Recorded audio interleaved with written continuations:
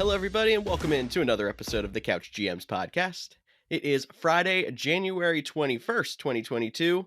I'm your host, George Kerth, and unfortunately, Cody Roadcap couldn't be with us today, but we got the hot take man himself, Tyler Snyder, in the house. Tyler, what kind of hot takes are you going to throw here today? Well, the Titans are going to win the Super Bowl by 50, and the 49ers That's are too going to hot be the for team me. they're I'm facing, out. so I'm ready. Wow. Okay. I asked for it, I guess. So we'll see how that goes for you there, Tyler. While we look a little bit closer here, let's talk about what we're going to talk about on today's show. We're going to hit a little bit of NFL news and notes. We're going to do some quotes of the week. We are going to break down the divisional round, maybe give some predictions for the week. And we're going to update the NFL Playoff Challenge group that hopefully all of you listeners joined last week. You make sure you find us on our social media channels and on thecouchgms.com for more information than you get even on this podcast. Why don't we jump right in, Tyler, to NFL news?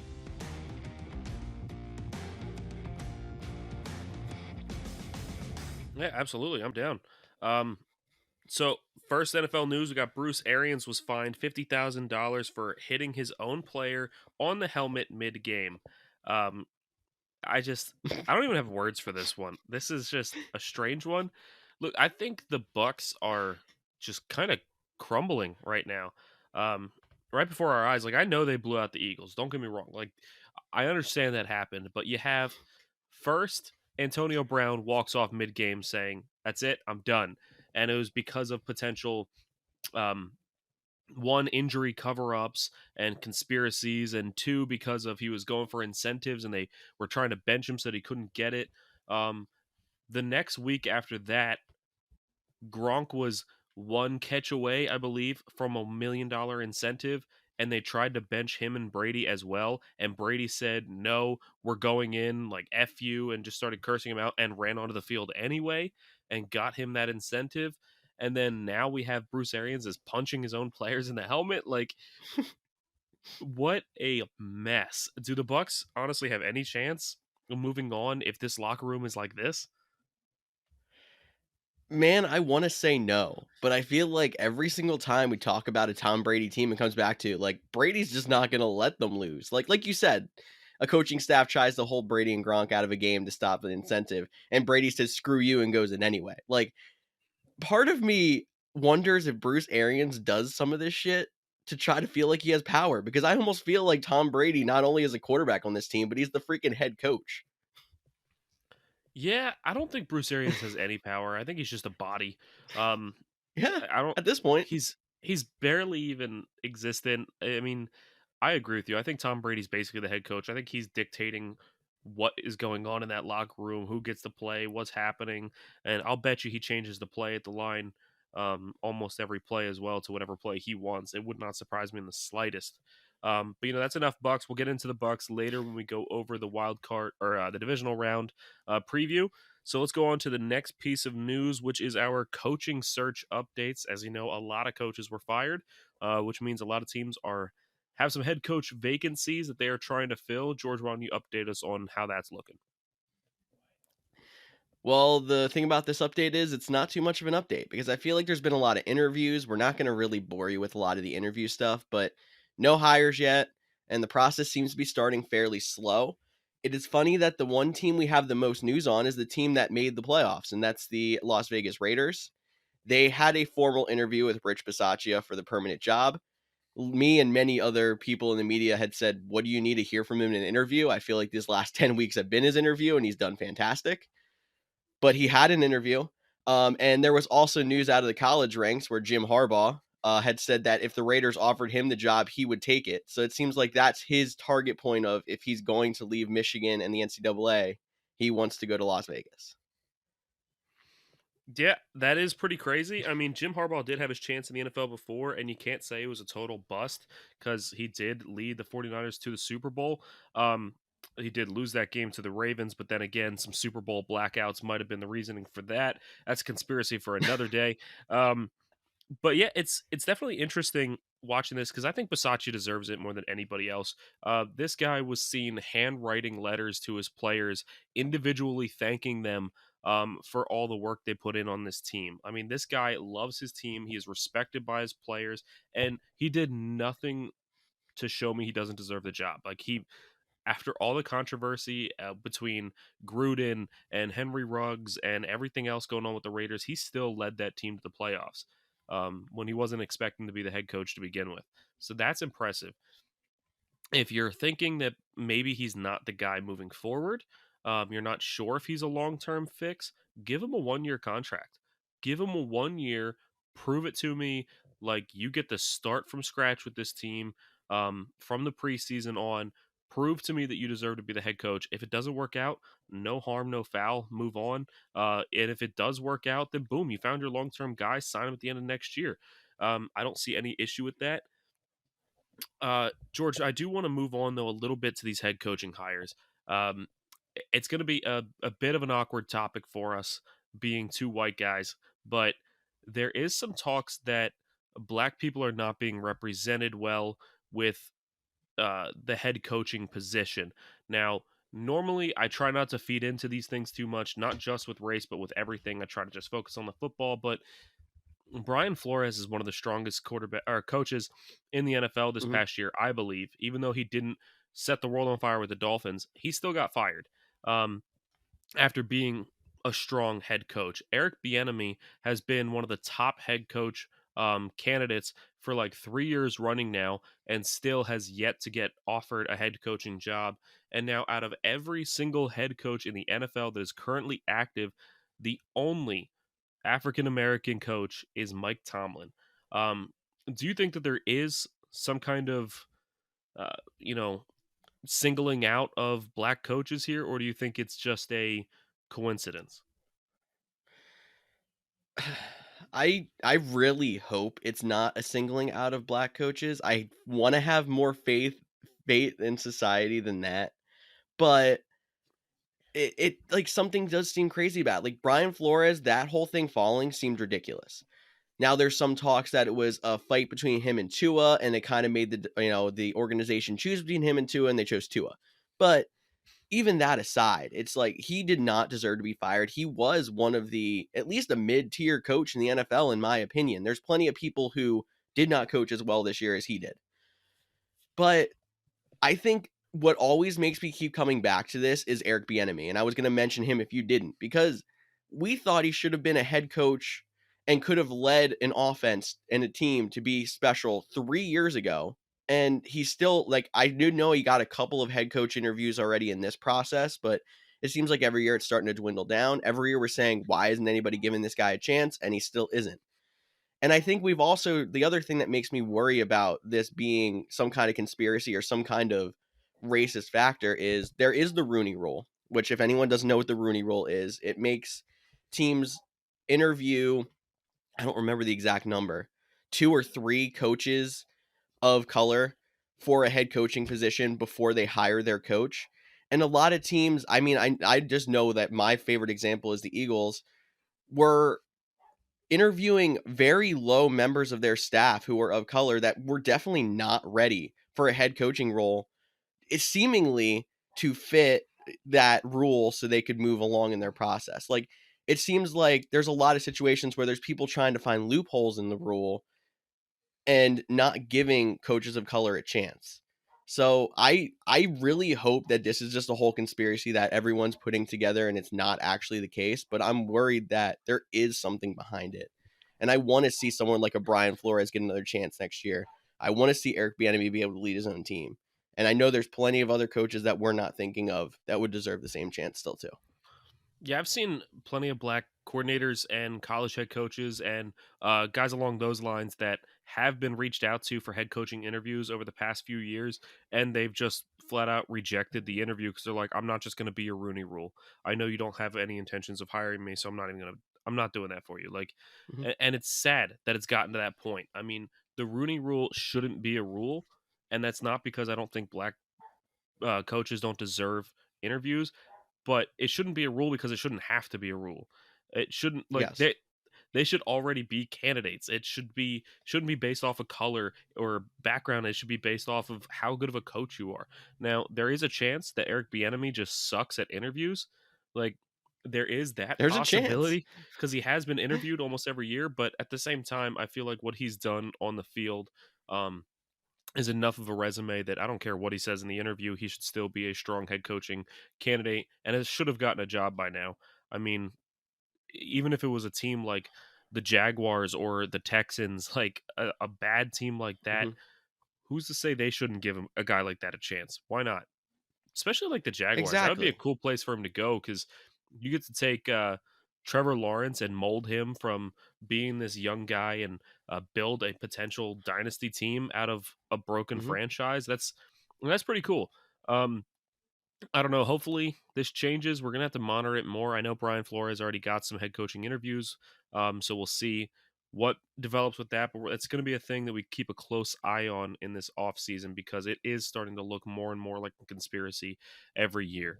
Um, but George, you know what? That's enough about the head coaches. Let's go ahead and move on to your favorite segment. And boy, did you run crazy with the segment this week! So I'm going to let you just go ahead and start it off with our quotes of the week.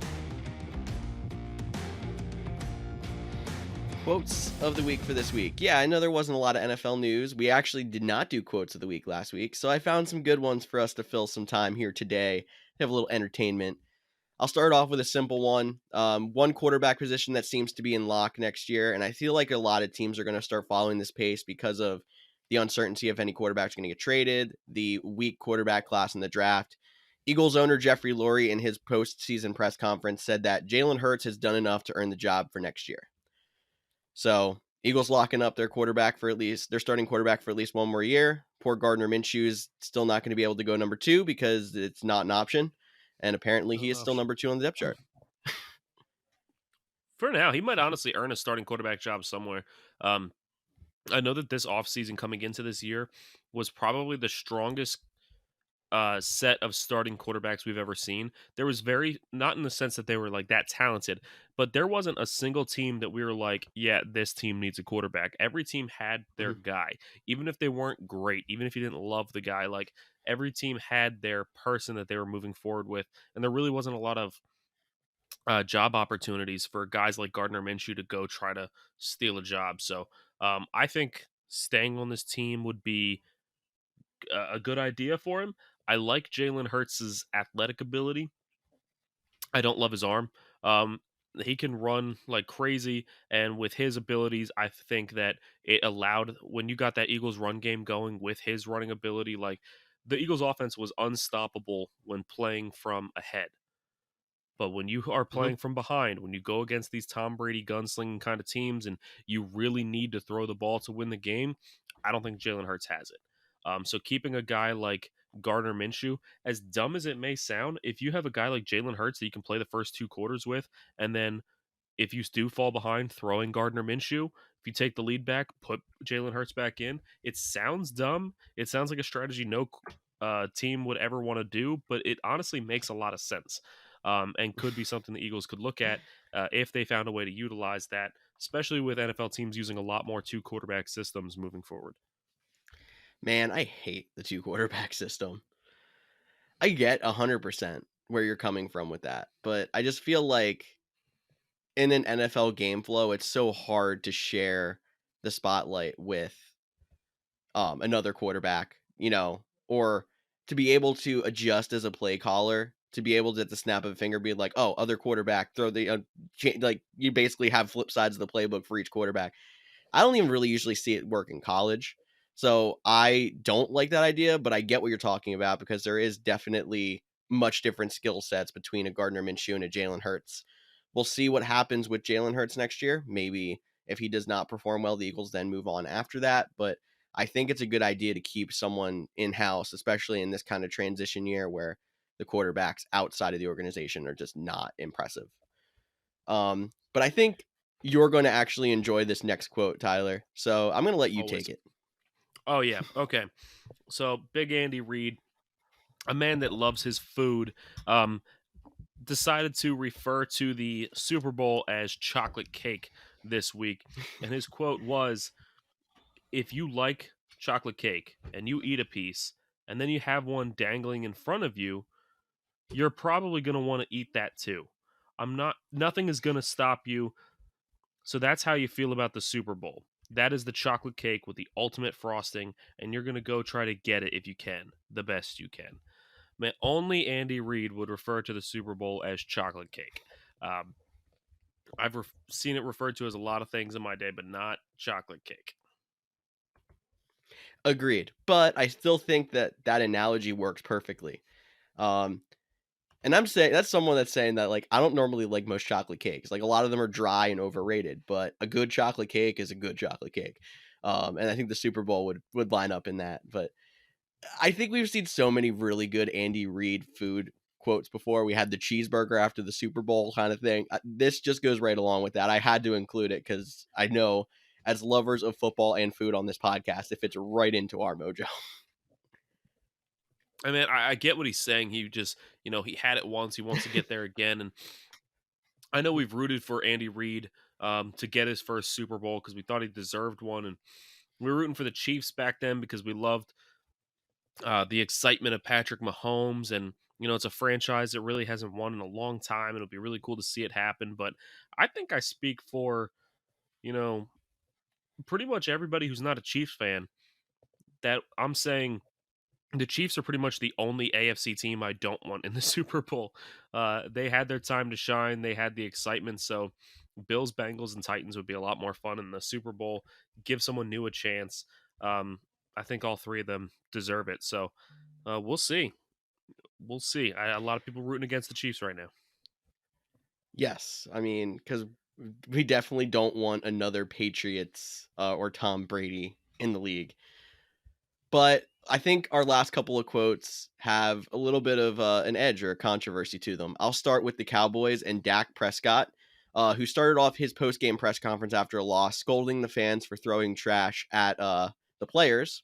He was then informed by the media that they were aiming at the refs, and his quote was, "A credit to them then." He has since apologized, saying that he should not have encouraged fans to throw trash at referees, but that that whole sequence from the end of that game to that quote was something. It was just something. And listen, I'm going to be the first one to say that I hate refs in football. I Mhm, because they blow so many games. I hate when a football game uh, relies on the refs or is hinged on the refs, and I can't stand that the refs really hinged on that game. I think if granted, I know refs aren't going to run a sub 4.5 40 time to help make that play happen at the end of that game, but at the same time, he did run into a butt and trip a little bit, all to move a ball an inch. It's like the Cowboys should have mhm. had one more second to make a play. Um, so on one hand, I'm like, yeah, fans throwing at refs, I can see it. They did kind of hurt that game, but that is still their job. Like this is the job of the refs is to make these calls, and it happens so fast. How many times are you watching a football game and you see something and you're like, "Oh, that was easily a catch," and then you watch the replay and you're like, "Oh wait, no, it wasn't." Like, and these refs have to do it at full speed with players going in front of them, and they're running down the field with these players trying to catch up and see these things happening and doing their best. Imagine if you were at your job and every time you made a mistake, people just threw trash at you. Like, imagine how ridiculous that sounds, but you're at your job, you make one small mistake, and boom, people start throwing trash at you, booing you, cursing you out. Like, that is the pressure that these refs have on them. It's not fair to them. I understand they might not have had the best calls in this game and they might have botched the ending with that run, but it is still their job and they are still human beings. Mistakes happen. There's no use turning into a bunch of animals and a bunch of freaks throwing trash at them. Not worth it. I agree with that. I think, but I understand why Dak Prescott probably said it too, because just like the fans, I like to believe they were probably just caught in the emotion of the moment. You get angry at something like that, and it's hard to control yourself sometimes. I'm just glad no one got hurt.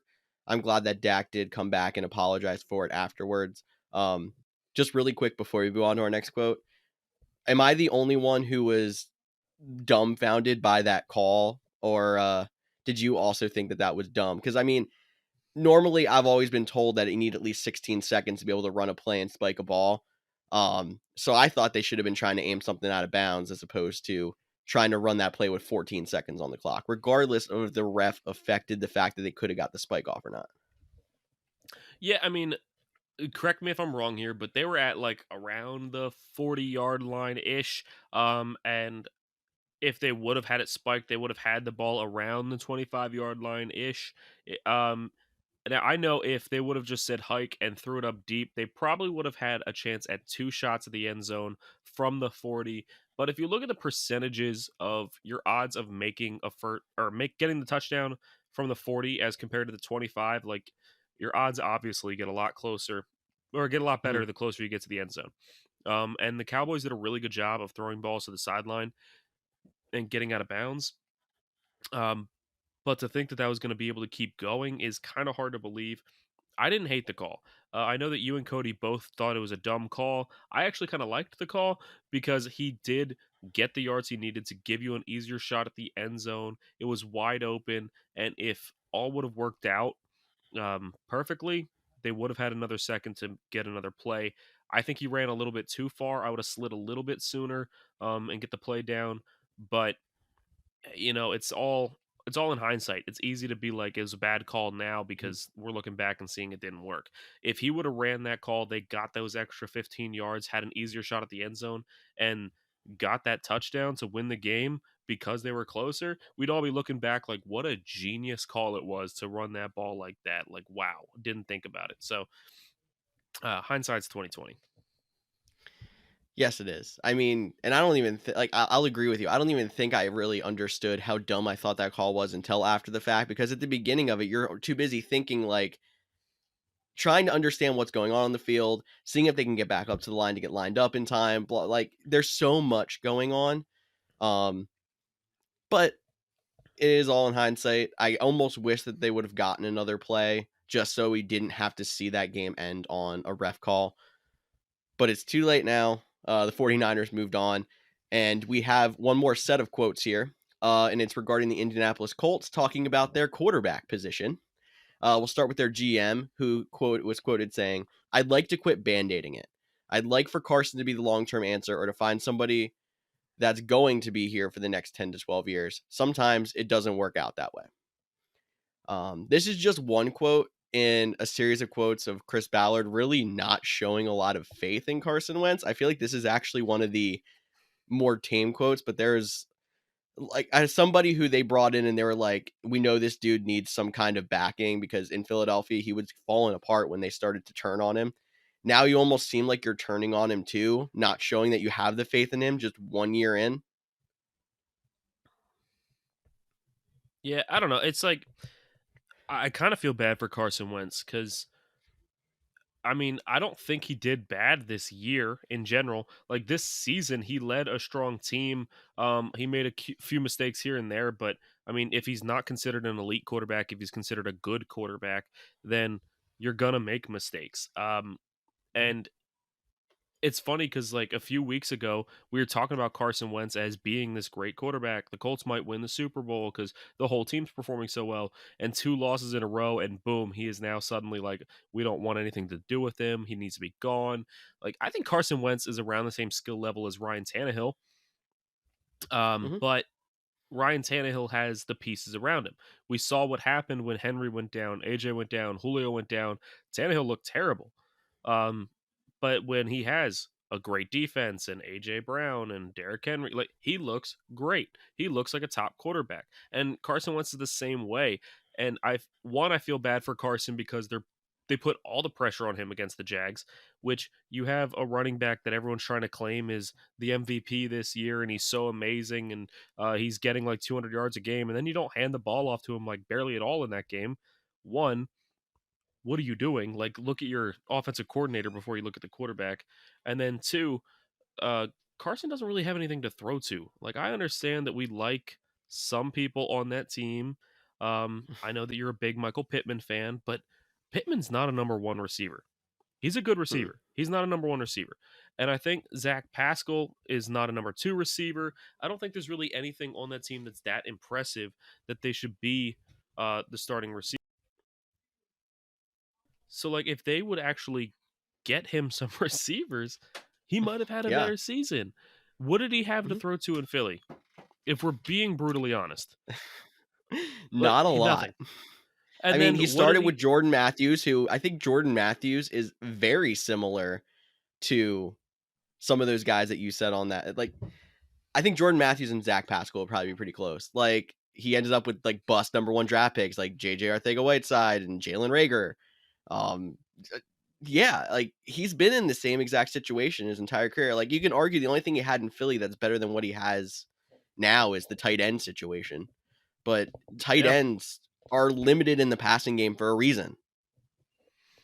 And you can say all you want about Carson Wentz not being a great quarterback and he's not able to lead with his team, but you watched Scotty Miller and Tyler Johnson and Jalen Darden, three receivers that are still pretty good, but none of them are number ones. And Tom Brady looked like garbage throwing to them. So now you have Carson Wentz throwing to guys who might even be worse than the guys I just mentioned. Except maybe Pittman's a little better. And Yeah. yet we're super hard on him going, oh yeah, Carson Wentz is trash. He can't get it done. Like, get the dude some receivers. Colts in general, like, my God, every season I'm like, they need a receiver. Then they go into the draft and like, we got a right guard. Like, that's not a receiver. You need something. And Yep. T.Y. Hilton is great 5 years ago. Not great now. Like, Pittman is awesome There's as a even number arguments two. that T.Y. Hilton wasn't a number one wide receiver 5 years ago because he's kind of a one trick pony. Like, get the dude some receivers and you'll have a better quarterback. Look, you don't like Carson Wentz so much. You want to move on from him? Fine. Go get another quarterback. I don't even care who it is. Go get him. Don't get him another receiver. He's going to do just as poorly, I promise. I agree. And I feel like the lack of playmaking wide receivers. I mean, I know Carson Wentz has had this in the past, but the lack of playmaking wide receivers is part of the reason why Carson Wentz has to make these hero ball plays that end up looking completely ugly. Um, we saw one of those plays out of Kyler Murray this week. He tried to escape a safety in the end zone, threw up a duck for a pick six from like the 2 yard line. Um, they were analyzing that in the halftime show on ESPN, and our good friend Booger McFarland had said, "What in the Carson Wentz was that?" So even Carson Wentz in the media gets beat up when he's not even involved in the whole situation. Like, I could go on a rant for hours about how much I feel bad for Wentz and how I feel like he got the short end of the stick.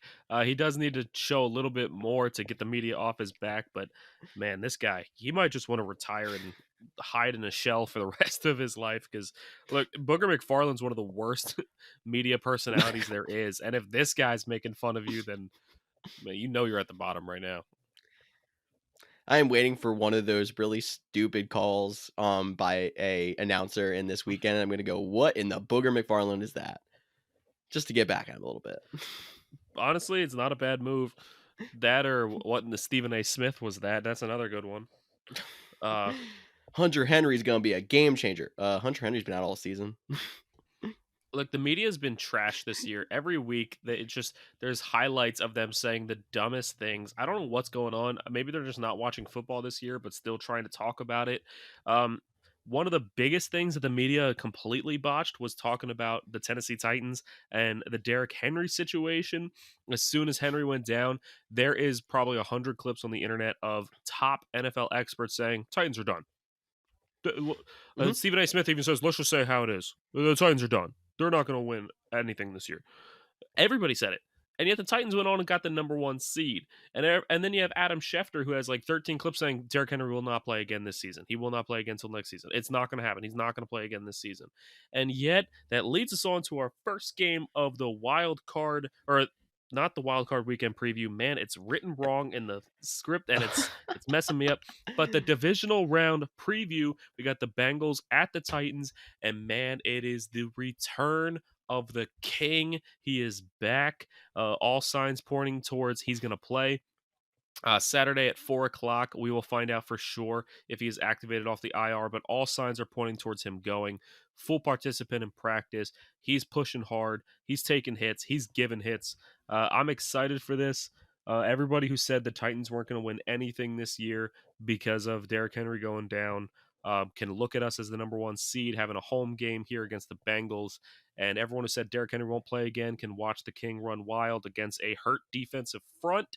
And those same guys that were saying that are saying that the Titans are the worst number one seed in sports history, not even just NFL history, in sports history. Um, the on DraftKings, Titans are favored to win this game by 3, but at the same time, every sports writer and their mother is picking the Bengals to win. No one thinks the Titans have any shot, so I'm biased. You know where I'm going to go on who I think is going to win this game, George. Why don't you break down this game a little bit? Okay, well, I've said this before. I'll say it again. The Bengals give me vibes of 2 years ago Buffalo Bills. They are a solid team. They are coming into their own. They are going to be a contender, I think, in years future. They're just not like they just look a little bit better than they are right now. I think they're going to hit a team with playoff experience who has won big playoff games before, and they're going to look a little bit pedestrian. I'm not saying they're going to fall over and get completely blown out by the Titans. Number one, I don't think that's the Titans style. Number two, we are still on some question marks because like Derrick Henry is just coming back from injury. Do I think there's a good chance he still gets 25 carries in this game? Definitely. But could his first 15 carries go for 35 yards? Also possible because he's still coming back from an injury. Anyway, I definitely think that the Titans are being slept on a little bit in the AFC. I think the Bengals are just that hype train team that everyone wants to be a fan of because they like Joe Burrow, because they're this young gun underdog that hadn't won a playoff game and since before texting was invented or whatever. But reality, I think, is going to hit this week. And the Titans, maybe not in a blowout, are going to win this fairly comfortably. Yeah, I mean, the Titans offense is looking strong right now. If you look at some of the biggest hits on the Titans offense, even in recent weeks, or if you want to go recent years, one is they overused Derrick Henry. That is for sure. Like the guy wears down defenses from hitting them in the mouth 40 times a game, but you're also going to wear him down. He's going to get exhausted.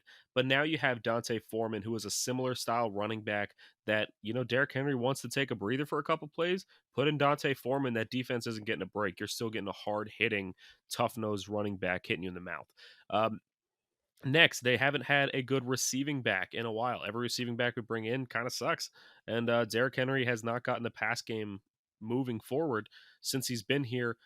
But now we have Dontrell Hilliard, who is catching screen passes for 40-yard touchdowns on a weekly basis. Like, this guy is performing super well, fits in with the team really well. So they have that third down back.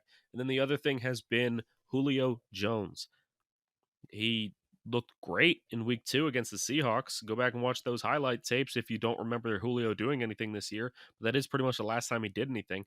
But Julio is starting to come alive. He's finally healthy from that hamstring injury. He's coming alive in these last 2 weeks, catching a lot more passes, getting a lot more targets. And, if A.J. Brown and Julio Jones are both going to be getting open, making big plays, and you still have a 3-headed running back horse to throw at you, and you got Tana Wheels that can still run the ball in himself. That's a dangerous offense. And, the Bengals barely beat the Raiders, and the Titans defense, by all the numbers, not just bias, is a better defense than the Raiders. So if they couldn't get those pieces connecting against the Raiders and the Titans have a better defense, it's looking a little scary. George, in week 13, the Titans had 22 players on their injury report, not including IR. 22 players on their injury report. I wasn't kidding when I said this is the most injured team of all time, and I would get very heated the second someone said, "Oh, our team had the most injuries this season." No. But the Titans have had 3 people on their injury report this practice week, and as of today, not a single player on the active roster was ruled out. Keep in mind, Derrick Henry is still technically on the IR, so he doesn't count, but not a single player ruled out. Every single player on the active roster is healthy enough to play in this game. That is huge. Now, before we move on, I know I'm hyping up the Titans a Bro, lot, but Tana Wheels? Tana Wheels. You don't like Tana Wheels? We can go Tana Thrill if you like better, because he's thrilling. I've But heard that one before. Tana Wheels got me. I'm sorry. Go ahead. What were you going to say? Tana Wheels with his little air tanny. It's great. It's just he's got so many nicknames. He's great. So yes, now we have the Titans are one of the healthier teams in the league, which is mind blowing. But on top of that, Mike Vrabel is 4-0 in his career, coming off a bye.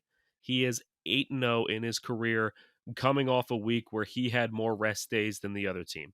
Um, and in this case, he has both. So um, I'm really liking the Titans' odds this week. The Bengals are a strong team. I'm not going to say I'm 100% confident, like, oh, yeah, we totally got this in the bag.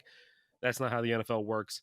Bengals are still a Mhm. really good team. And if the Titans were to lose this game, I'd be rooting for the Bengals the whole way. But this week, my money's on my boys, the Titans. Yep, I mean, I think we pretty much wrapped that game up. So now we get to do our best Cody Roadcap impression because the next game on Saturday, the San Francisco 49ers traveling to the frozen tundra and the Green Bay Packers. I feel like we had to start on the 49ers side of the ball with injury news, though. They are getting some players back, like Fred Warner. Nick Bosa, the star defensive end, is questionable. But the even bigger news, if you're just an offense guy, Jimmy Garoppolo is expected to play, but will not be 100% with his thumb and shoulder injuries. That concerns me, knowing that you're going up to Green Bay, who has had a better defense than they have in years past, and a quarterback like Aaron Rodgers on the other side, who if you're going to beat them, I think you just have to outscore them. And I know Cody actually put a stat out. I don't know if it was on the podcast or to me recently, where like it was showing all the games that the Packers have lost recently with Aaron Rodgers at quarterback, and it was because their defense gave up 35 plus points. There's no holding down Rodgers, it seems like, in the playoffs. Like, he's going to put up a solid mid 20s to 30s, in the point total. The only way you're going to beat them is outscoring them. And that's concerning with a hurt quarterback against a more solid defense than the Packers are used to. I'm not concerned, actually. I'm on the opposite end. I'm Hmm. more on the 49ers train than I am on the Packers train. I feel like the Packers, like, thank God Cody's not here because this would piss him off so much. But I feel like the Packers have been a little overhyped this year, a little overrated. I understand they're a number one seed. I know I just got mad that I'm saying people think the Titans are overrated as a number one seed. But I do think the Packers are a little overrated. I think they are kind of a two-trick pony. Like, they have Devontae Adams and they have the run game. If you can slow down the run game and cover Adams, I mean, I don't know if they can really impress me in another way. I mean, you hold down Eli Mitchell, they'll run the ball with Debo. You hold down Debo, they'll throw the ball to Ayuk, who's been really coming alive. You hold down Ayuk, you got George Kittle just blowing the game up. Now, I know the Packers have other weapons. They have MVS, they have Lazard, who make plays here and there, but they're not super impressive. I think the thing I'm watching isn't the Packers defense. The thing I'm watching is the 49ers defense and how they are able to neutralize Devontae Adams. Because if you can get him covered in his little quick little routes that work every time, then I'm going to say the Packers are going to struggle. And I think the 49ers have the offense that can really put up some big points against the Packers, even with a better defense. Garoppolo's injuries should be concerning, but to me, they're really not because he's been playing with an injured thumb for a couple weeks now, and he's been looking pretty good. So Yeah. I'm not too worried. Um, and I think Trey Lance is at least good enough that if he has to step in, then they'll still put some points up. Although I like their chances with Garoppolo better than Lance right now. Can't believe I'm saying that. But I like the 49ers this week, man. I like them pulling off the upset. I think it's going to be a really close game. I know the Bills play the Chiefs. I know the Rams play the Bucks, but I think this is the best game of the week. And I mean that wholeheartedly. I think this is going to be the most Underrated. exciting, Yeah. the closest game. I think this is going to come down to the wire. And I truly believe that this game is going to be won either in overtime or within the last like 30 seconds of the game. I think it's going to be that close. And I am really Wow. pumped for this one. Wow. I mean, I hope you're right because last week we had what, two good games out of the whole 6 game slate, and both the games Jesus were Christ. filled with ref controversy. So really, I hope all these games are competitive, obviously, as a football fan, but it's very possible. The 49ers are being slept on a little bit. And I will say before we move on, if there's any kind of team that performs well in the playoffs, especially in cold weather, it's a team that's a run first offense. That's why Cody in the past had said that he didn't want the Eagles to move on because he was worried that their running game could keep up in cold weather.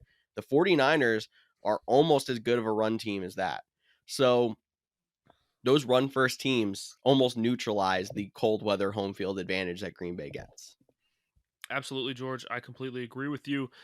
I just think that the 49ers have too many weapons right now to be able to just completely neutralize no matter how good your defense is. And you also cannot underwrite momentum. And this is a team that is playing with so much passion, so much heart, and so much momentum right now. I think they really are a scary team. And, if anybody is curious, right now the Packers are 5.5 point favorites if you are a better. So I like picking the 49ers against the spread in this one. Titans are 3.5 point favorites. Bucks are 3 point favorites, and the closest game projected of the week is the Chiefs are 2 point favorites over the Bills. But we will get to those games next as we move ahead on to Sunday. We have the Los Angeles Rams traveling to the Tampa Bay Buccaneers, and look, I think that Stafford is a little overrated. I've said that 100 times this year, but the Rams defense is not overrated. It is strong. And Cooper Cup is not overrated. He is he's unbelievable this year. He deserves MVP. I'll keep fighting on that. But I think the Bucks are lost right now. I think that there's too much locker room controversy that even Tom Brady can't overcome. Um, the Bucks are still a very strong team. I think it's going to be a very defensive game instead of offensive. I could definitely see both teams scoring under 24 points in this one. Um, Hmm. but I think the Rams, in my opinion, have the edge mostly because of the controversy going on. I'm gonna jump right along with that. When I thought to myself, I'm gonna say it's gonna be a defensive battle, and then you look at it and it's like that Rams explosive offense with the Cooper Cups and the return of Cam Akers, which was surprisingly electric last week. Unreal. I am impressed with that dude. And then Tom Brady on the other side, who every time you count him out, he scores 30 something points. But no, really, this could be a defensive battle to the point where like you see a lot of 3 and out punts or whatever, and then all of a sudden the offenses break open for a drive or two, and then you go right back to the defensive adjustments, and it's another grind. Um, but I see it being close the whole way through. I don't see the dams breaking open and this being a 30 something game. And it's also worth noting that the Buccaneers could be without 3 running backs. We obviously don't know if playoff Leonard Fournette's going to be back. Ronald Jones also missed last week. He's questionable. Gio Bernard played last week. He's questionable. 3 running backs out of their top 4 questionable for this game. With all the wide receiver injuries they already have and the controversy, that's why I'm leaning the Rams, but the Buccaneers could have problems. Yeah, Keyshawn Vaughn did look good last week. I will admit that. So if they have Hmm. to lean on him, at least he did look better. Um, And I know people are going to be mad at us for saying that we really don't like the Bucks this week because they're going to look at last week's playoff game and be like, "Look how much they dominated." They played the Eagles. We all admitted that the Eagles probably didn't deserve to be in the playoffs this year. It was kind of like a Mhm. miracle run to make the playoffs. And that's not even just me trying to hit on the Eagles right here. I think that they're going to be a good team in 2 years. I don't think they're a good team now. Um, and like I said, they're a run first team. If you can get ahead of them, you win. So the Bucks have a much tougher matchup this week against the Rams. Um, Stafford is prone to throw some interceptions, prone to make some mistakes, so that could happen here. But you're relying on backup receivers and backup running backs. They're prone to make mistakes as well here on the Bucks side. So, um, like I said, defensive game, bet the under in this one if you're a better. Um, but let's go ahead and move on to, if not the 49ers Packers, then this is the most exciting game of the year. It's the top 2 projected teams in the AFC coming into the season. 2 of the most electrifying teams in the NFL as a whole. And 2 teams that honestly are Super Bowl favorites. Whichever team wins this game is likely going to be the favorite to win the Super Bowl, if not the Packers. It's going to be right there with them. So, um, this is definitely an amazing game. I'm excited to watch it. George, I think I know where you're going to go in this one, but who are you leaning towards in this matchup? I feel like if you asked me this question earlier in the week and then asked me it now, it might be different. I've been so back and forth because we've seen that Chiefs team pretty much look like the Chiefs teams of the past after like the midpoint of the season hit, and they made that big run to go back and almost get the first round bye. the Bills have been up and down all year, but it seems like they're hitting their stride at the right time here. And a lot of times, that talented team who gets hot at the right time ends up being the team that makes the run to the Super Bowl. You can even ask like the 49ers that year, like a couple years ago, they had that exact same situation. They might not have been the best team in the NFC, but they got hot at the right time. I am avoiding betting on this game at all costs because I think it could really go either way. If you're going to put me on the spot and have me pick a team, I'm going to go bold and I'm going to pick the Bills. I feel like their defense can at least hold down Mahomes a little bit. As much as we want to say that the Bills' offense is one-dimensional, they have found a run game. For whatever reason, Devin Singletary finally looks like a decent NFL running back. Josh Allen obviously has the talent with his legs as well. And the Bills' offense is finding receivers to catch the ball everywhere. Like Dawson Knox came out of nowhere this year. They can go 5 deep in their wide receiver core, and they're still out there making plays that teams' wide receiver twos aren't. Like, I really am not confident in picking the Bills, but because I've seen a team playing with such fire and coming together at the right time, I'm going to pick the upset. Gabriel Davis is good enough to be a number 2 receiver on most teams. He's a number 4 here. He's a backup. He Yep, doesn't get to play exactly. too often. Devin Singletary, why is he coming alive? Honestly, it's going to sound like a stupid answer, but it's because he's getting carries. It's I don't think Whoa. that he like something just changed in his mind and now he's running harder. Like the Bills have never really given him the job. We've seen even from Singletary's rookie season, we've seen some carries where we're like, wow, Singletary looks really good, and then he still gets like 6 carries in the game. He never really has that chance to really get rolling. He had 16 carries against the Patriots, and Zach Moss only had 1 carry. Like that's the difference. He's finally getting relied on. He's finally giving enough carries to get rolling. And you know what? The only thing you could say about the Bills before was that they don't have a run game. They got one now. There's no Yep. weakness on this team. And I mean that full-heartedly. I'm afraid of the Bills. I think they are a strong team. I think they could win the Super Bowl if they get rolling. I've seen them lose to the Titans. I saw that happen when nobody was expecting it. And I've watched them lose to the Jaguars and only put up 6 points or 3 points. Like they couldn't get the ball rolling. Like Mhm. I understand there is that room for implosion, but in these big games like this, Josh Allen, something flips in his head and he just becomes a world beater. And they played a perfect game last week. That's something you do not see in the NFL. Every single drive that they had on offense that didn't end in a kneel down ended in a touchdown. No turnovers, no punts, not even a field goal. Everyone ended a touchdown. A perfect game, something you do not see in football, and that is absolutely insane. This team is scary. Um, I think the Chiefs are more one dimensional in the fact that they have a killer offense. They don't have a great defense. The Bills also have a great defense. The Chiefs have a defense that is full of playmakers. They can create turnovers, make the big plays when needed, but they also give up a lot of yards. I don't trust in them to really stop the Bills' offense. So I don't think it's that much of an upset. I'm going Bills as well. I mean, there's a lot of people that say how betting usually works when they're picking spreads. The home team's automatically given 3 points, and then they adjust off of that.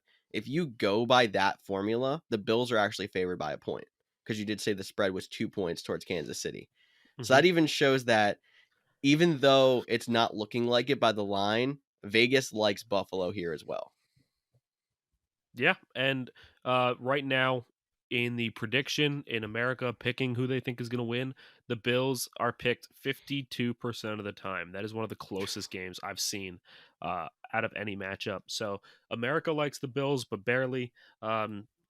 Vegas likes the Bills, but barely. And this is definitely going to be a fun one. I definitely see why they saved this game for last. I still think that the Packers and 49ers game is going to end up being the best game of the week somehow.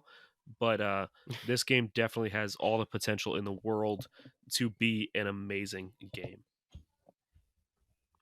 Totally agree. I'm looking forward to all 4 of the games on the slate this week, actually. I feel like there shouldn't be a bad game in the bunch. There's just those 2 that I agree with you should be a little better than the others. But I think a good solid, some solid teams moved on last week. We kind of got rid of those teams that shouldn't have been there to start with. But I think now we have to move on to our last segment here of the show. You guys are joining in on this one too. We're going to update the NFL Playoff Challenge. As you know, guys, the playoff challenge is run through NFL.com. And every week, you pick your players.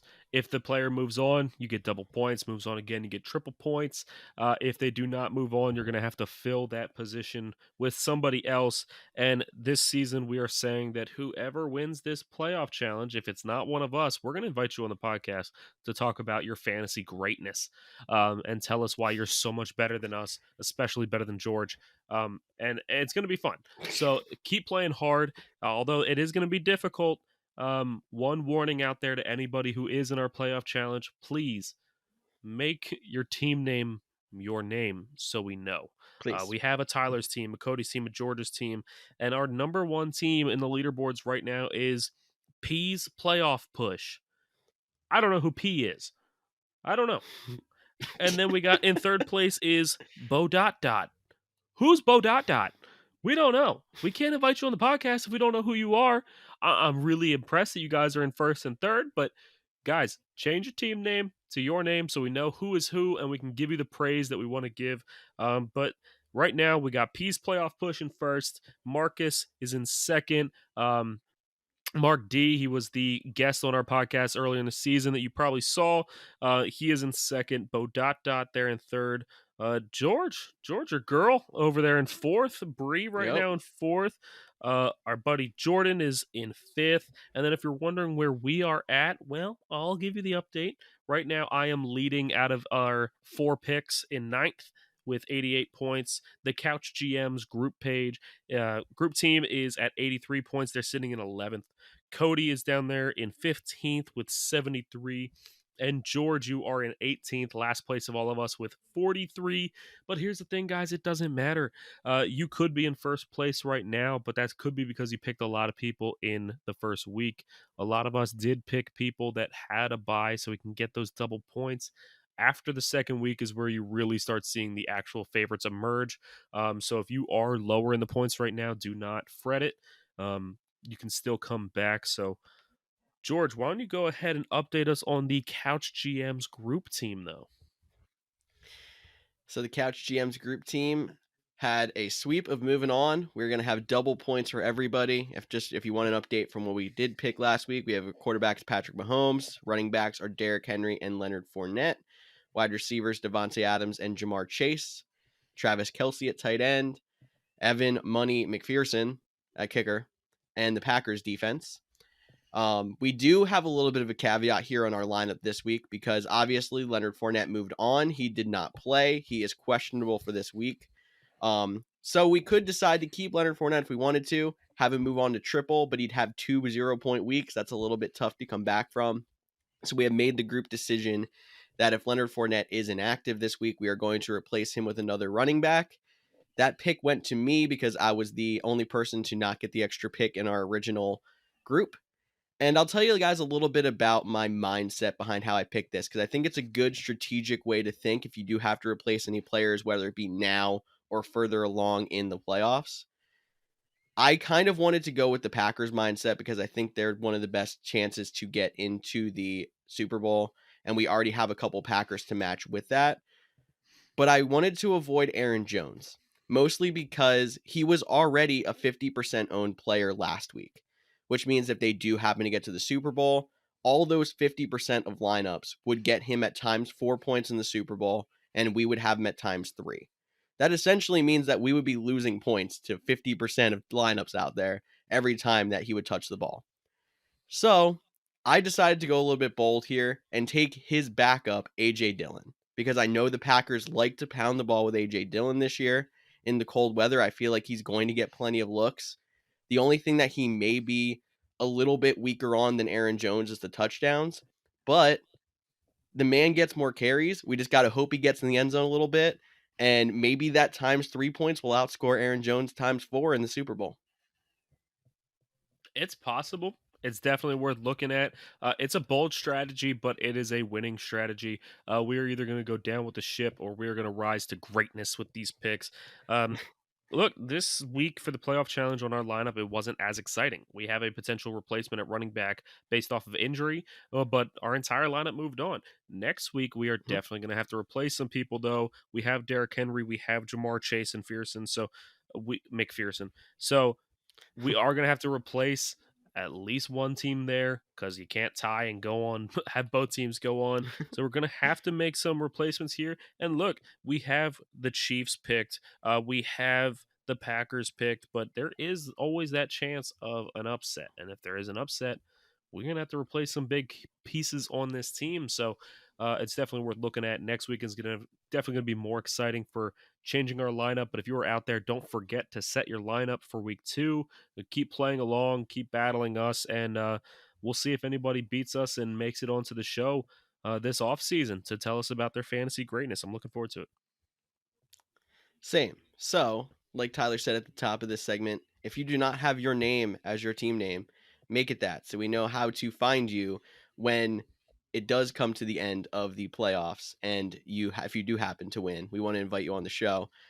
Also, even though you're competing against us, we're still here for advice. Feel free to ask us our opinions on this or that player too, because we want you to get involved. And we are still fantasy analysts out there who want to help you be a smarter fantasy player in the regular season, in daily fantasy, in playoff challenge, whatever it is.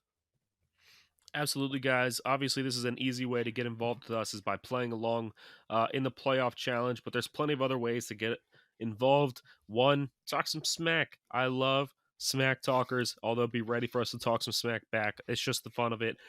Tell us about who you think's going to win these games. We said we're leaning towards the Bills. Are you a Chiefs fan? I hyped up the Titans for about 20 minutes on this podcast. You think the Bengals can win this game? Go ahead and tell us why. Either way, this podcast is more fun for us and more fun for you if you get involved. Yes, it is, Tyler. I know Cody misses you all, but he's going to wish you a happy divisional weekend. And I want to say thank you one more time for listening into the Couch GMs podcast. For Tyler Snyder and for Tyler Snyder, I'm George Kerth. See, I'm going into manual mode here. I'm trying to say Cody's still with us here. Watching the ending. I'm George Kerth. Yes, and I'll see you all next week. Boom.